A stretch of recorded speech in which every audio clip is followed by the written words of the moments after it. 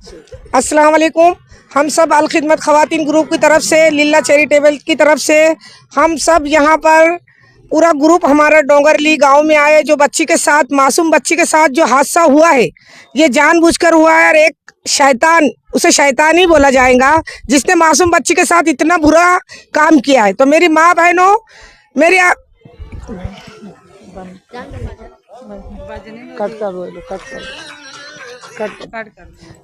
मेरी माँ बहनों से ये गुजारिश है कि अपने बच्चों को थोड़ा ताकीद करे, समझाए, मोबाइल में ना लगे रहे। कितने हादसे हो रहे हैं। आज डोंगरली गांव में हुआ है, वो भी एक माँ है, वो भी एक माँ है, हम भी एक माँ है। अल्लाह ना करे, अल्लाह ना करे, अगर अगला हादसा हमारे शहर, हमारे गली, हमारे मालेगांव या और कोई शहर में हुआ तो आप लोग क्या करेंगे? आप लोग सब जैसे हम आवाज़ उठा रहे हैं, हमारा साथ दो, हमारे पीछे खड़े रहो और मासूम बच्चों की हिफाजत करो। मासूम बड़े, आज औरत के साथ भी रेप हो रहा है, मासूम बच्ची के साथ भी रेप हो रहा है। क्या कर रहे हैं हम? घरों में बैठ के मोबाइल देख रहे हैं, खा पका रहे हैं। हाँ रे भाई ऐसा हुआ है, हाँ रे भाई, आवाज उठाओ, होशियार हो, अड़ोस पड़ोस में, अपने मोहल्ले में, अपने रिश्तेदार में बच्चियों को अच्छी तरबियत दो, सिखाओ। सिर्फ मोबाइल देकर बच्चों को खामोश करा दे रहे हैं। कितना क्राइम बढ़ रहा है। मेरी माँ बहनों, मेरा बोलने का मतलब आपका दिल दुखाना नहीं है, सच्चाई देखो। आप मोबाइल में न्यूज देख रहे हैं, आपको सब आज घर घर हर हाथ में नेट है, हर हाथों में मोबाइल है और उसमें नेट है, उसमें न्यूज आ रही है। लेकिन हम क्या बोले, हाँ रे भाई वहां ऐसा हुआ है। तो आप लोग क्या कर रहे हैं? हम सब एक हो जाओ, एक होकर हम सब ये मासूम बच्ची के वास्ते आज डोंगरली गांव में आए हैं, ये कहने के लिए, उनका दुख बांटने के लिए, उनका दर्द। एक माँ, आज एक माँ को हमने देखे, वो भी एक माँ है, हम भी एक माँ है। अल्लाह ना करे आगे कोई माँ के साथ ऐसा हो। आप लोग आवाज उठाओ, आप लोग बच्चों को अच्छी तरबियत दो और हमारा साथ दो। हम यही चाहते, ये हरामखोर जो मासूम बच्ची के साथ इसने इतना बुरा दर्दनाक हादसा करा, इसके टुकड़े हो, इसको फांसी हो। हुकूमत से हमारी गुजारिश है कि उसको जल्द से जल्द सख्त कानून बनाए। या तो आप लोगों से कुछ नहीं हो रहा तो हम लोगों को इजाजत दे, हम मिलकर चौराहे पर उसके टुकड़े कर देंगे। हम ये मासूम बच्ची के साथ थे, है और आगे हमेशा रहेंगे। तो मेरी माँ बहनों, अपनी आंखें खोलो और हमारा साथ दो। इतना बोलकर मैं अपनी बात खत्म करती हूँ। अस्सलाम वालेकुम। बोलो जरा दो लफ्ज, बहुत अच्छा बोलो। हाँ, दो लफ्ज बोलो। ओ हमना पर दो लफ्ज बोलो थोड़ा सा। हाँ। चलो बोलो। हम यहाँ डोंगराला गांव में आए हैं।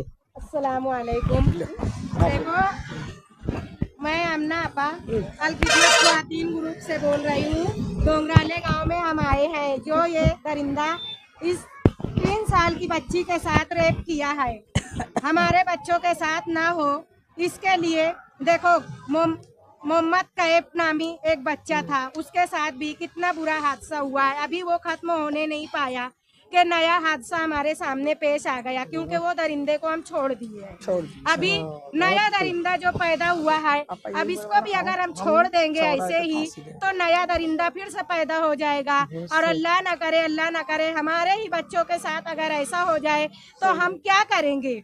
ये तो अभी जिस औरत के बच्चे के साथ हुआ है, उसके घर में कितना मातम छाया हुआ है, उसके गांव में ऐसा सन्नाटा छाया हुआ है जैसे कोई जंगल में छाया होता है। ऐसे ही उस गांव में भी छाया हुआ है। बेचारे बड़े बड़े बच्चे भी दहशत के मारे डर डर के घर में बैठे हुए हैं। अल्लाह उन लोगों को सब्र जमील अता करे। अस्सलाम वालेकुम। तुम बोलो आप बोलो फिर बोलो।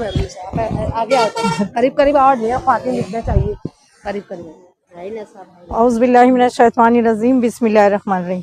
पिछले हफ्ते जो वाक़या हुआ डोंगराले में लड़की के साथ में, पहले उसके लिए आज हम लोग आज़ाद अगवा ग्रुप, लिल्ला चैरिटेबल ग्रुप, अल खिदमत खवातीन गुमशुदा बच्चों का ग्रुप और बहुत सारे ग्रुप, आंगनवाड़ी सेविका ग्रुप, बहुत सारे ग्रुप के लोग मिलकर हम लोग डोंगराले गए। वहाँ पर उनकी दादी, उसकी माँ, उसकी बुआ लोगों से मुलाकात की, उनका दुख दर्द सुना।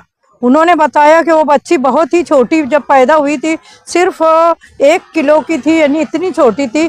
6 महीने तक वो माँ के घर थी। 6 महीने के बाद उसको लाया गया बड़ी जतनों से। वो इतनी बड़ी 3 साल 3 महीने की, ऐसा उसकी दादी ने बताया कि 3 साल 3 महीने की वो बच्ची हुई। उस बड़ी यानी वो उनके घर के लोग गरीब लोग हैं, काम पे गए हुए थे, माँ घर का काम कर रही थी। उसने एक चॉकलेट और कैडबरी बताकर उसको बैला फुसला कर ले कर गया। अभी जिया मुस्कान भैया ने बताया कि जैसे क्या हुआ है, अपने बच्चों को ये तालीम दो, चाहे वो लड़की हो लड़का हो। छोटे बच्चों को बचपन से एक बात सिखाना है कि किसी ने चॉकलेट बिस्किट या किसी भी बहाने से कहीं पर भी आपको बुलाए, चाहे वो आपके पहचान वाला हो, जान पहचान वाला हो, अनजान आदमी हो, किसी के साथ नहीं जाना है। अपने बच्चों को पहले, सबसे पहले तो ये मैं आवाम को ये एक पैगाम देना चाहूँगी कि कोई भी किसी के साथ ना जाए। दूसरी बात, इस तरह का जो हादसा हुआ है ये दिल को दहलाने वाला हादसा हुआ है। हम इसके निषेध में हम उनके गम में शरीक होने के लिए वहाँ पर गए थे डोंगराली में। तो वो लोग ने जो जिस तरह से बताया, रूह कांप गई हमारी। और हम लोग हुकूमत से यही गुजारिश करेंगे कि जिस तरह से मोहम्मद अरसलान का जो केस हुआ, मोहम्मद कैफ का केस हुआ, अभी हमारे दुख भी ना भरे थे।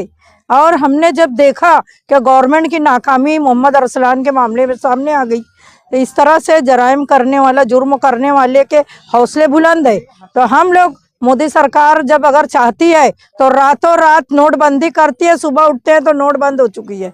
लॉकडाउन रात में लगा, सुबह पूरा देश बंद हो गया। लेकिन फास्ट ट्रैक कोर्ट में कोई भी केस चलाकर उसको अंजाम तक पहुंचाने का काम हुकूमत नहीं करती है। इसमें लचक लाने की बहुत जरूरत है।